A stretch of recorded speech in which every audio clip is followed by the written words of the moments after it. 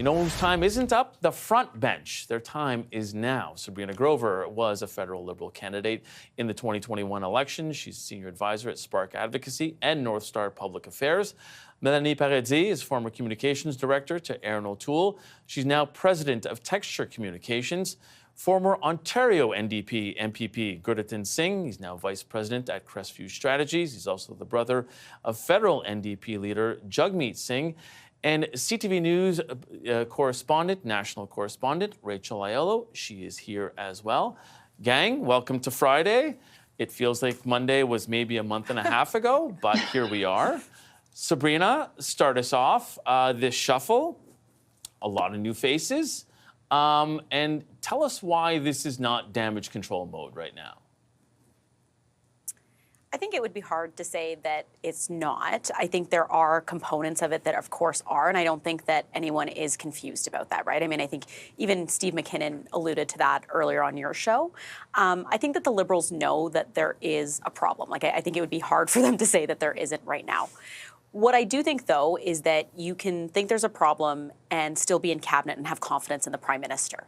And I think that that is what this cabinet demonstrated earlier today when they did their press conference. I think it also is an opportunity for some of those ministers to take a load off. I mean, you know, carrying 2 or 3 portfolios for multiple months has been a lot, I think, for some of those ministers. I think when you're facing the U.S. situation that we are in a couple of weeks, that you can't have that be the case. And so I think that it was important to get new people in, just to make sure that the balance of work is there. At the end of the day, I think that no one is necessarily saying that there isn't a problem. I think everyone's kind of acknowledged that. But it still is in the interest for the of Prime these Minister, in ministers fairness. to stand up for... True. He's only alluded to it. But I think it's in the interest for these ministers to stand up for Canadians and to continue the work as long as they can. That's their job, and that's what they're going to do. Melanie, I don't want to beat you to the meme, but I have a feeling you're going to say this is the dog in the fiery room drinking coffee saying everything is fine. It's been like that for months. It doesn't seem to end. And if the Liberals thought that this cabinet shuffle was going to help them hit the reset button, boy, were they wrong. This was an incredibly boring shuffle. They're just moving deck chairs on the Titanic at this point. It didn't seem like they were able to come up with anything interesting, or maybe they weren't able to get people to move. It sounded like the rumor mills were saying that people were opposing being moved to a different portfolio, or they weren't necessarily willing to come in to cabinet. There was speculation early on that Mark Carney was going to be the Minister of Finance, and he is not today the Minister of Finance. So I think that this was really a lunch bag letdown of a cabinet shuffle, and they could have done a lot more with it.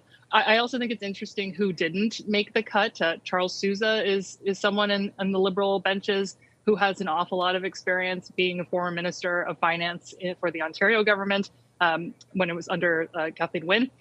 However, he clearly has some challenges with the Chinese-involved bank that he was on the board of directors for, Wealth One, that's under investigation for money laundering.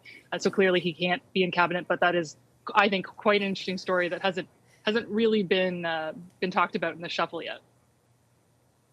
Gurratan, the other thing that happened today, while the shuffle was happening, was Jagmeet Singh, your brother, essentially saying, that's it, we're done, we're really done now. And I say we're really done because ripped up the supply and confidence agreement back in September. But now, to Steve McKinnon's point, I guess what changed in the last 6 months since the NDP had been voting with the government and had essentially been saying that there has been confidence? Do you think that sends a bit of a mixed message to Canadians as to where the NDP stands?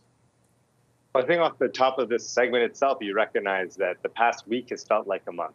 So much has happened, especially with that damning letter from Chrystia Freeland on Monday, and it really fractured an already really weakened Liberal Party. And what we're seeing right now is the byproduct of that not only has the Liberal Party been rejected by Canadians through really, really devastating by-election losses like Verdun and St. Paul's, we now see his own cabinet really, in a very public fashion, turning her back to the Prime Minister and to his leadership. So that was a really devastating blow. This is not death by a thousand cuts. This is death by just really severe stabs, right? These are really momentous losses that are being faced by this administration right now. And I think now it's a moment to actually demonstrate leadership and to show to progressives that the true alternative to the potential devastating cuts from a Pierre Poilievre-led conservative government, cuts to dental care, child care, pharmacare, and more, is the New Democrats. And that's the New Democrats are trying to demonstrate, I think, with this pretty bold statement today, to say that for those who really want to stand up to conservatives, this is the alternative, not a fractured and sinking Liberal Party. Rachel, speaking of the Conservatives, you had Pierre Poilievre come out today and kind of pull a move that I don't think a lot of people were asking, writing to Mary Simon, the Governor General, and saying it's time to force the Prime Minister to recall Parliament. Yeah. It doesn't seem like not clear that he could even do that. Yeah, I think it's an open question right now of how legitimate of a call this is. We went through the parliamentary procedure books today, and essentially, typically, an adjournment, or recalling Parliament during an adjournment would be something that the government would talk to the Speaker of the House of Commons about. Now, the Conservatives have spoken to me making the case that really Mary Simon, as the Governor General, it is her responsibility to uphold the confidence convention and not the Speaker, so she would be the better placed person to have this conversation with the Prime Minister about next steps. We're still waiting to hear back from Mary Simon's office, the Governor General, about what she makes of Poilievre's letter, if there's going to be any further steps. But it would be quite unprecedented, I think, for the House of Commons to come back now, like 3 days or so before Christmas? Yeah. But I think the other thing that struck me today is Conservative leader Pierre Poilievre was actually, in all of this chaos, the one to take reporters' questions. The Prime Minister blew past us, said very little other than this was a good meeting about U.S. Dynamics and Merry Christmas, and then Jagmeet Singh dropped this letter. Wasn't available to take reporters' questions today, and I think what he put out there has more questions prompted than specifically what was answered. Some of the wording in this, we're going to pull confidence. I think Canadians would be well worth kind of taking a good look at, given what we saw in September about we're going to rip up the deal, but then you still voted with them. Here you're saying you would put forward a motion and you would vote non-confidence. Would you vote non-confidence if the Conservatives have a motion? Would you vote non-confidence on a supply bill? Those are some of the questions that they haven't answered yet. Yeah, and it sort of still leaves us in this position of, okay, now there's a looming threat going into the new year. We're only coming back, the Parliament is only due to come back on January 27th, but now they're left with no dance partners. The Liberals aren't. Yeah, so it's going to be fascinating to see if the Prime Minister kind of takes a look at, takes stock of what happened today and decide whether prorogation would be the next step. It is a risk with the uncertainty south of the border to not have our Parliament up and running specifically, but it could be a situation where he at least buys himself some time. It's something other leaders have done when they're facing a non-confidence vote, to buy some time to either try to, as McKinnon indicated to you, work with the other parties, try to find some path forward because of the high stakes with Trump coming in, or if you take that time to prorogue, have a leadership race. Like, there's so many scenarios right now that we're still trying to game out how this is going to go.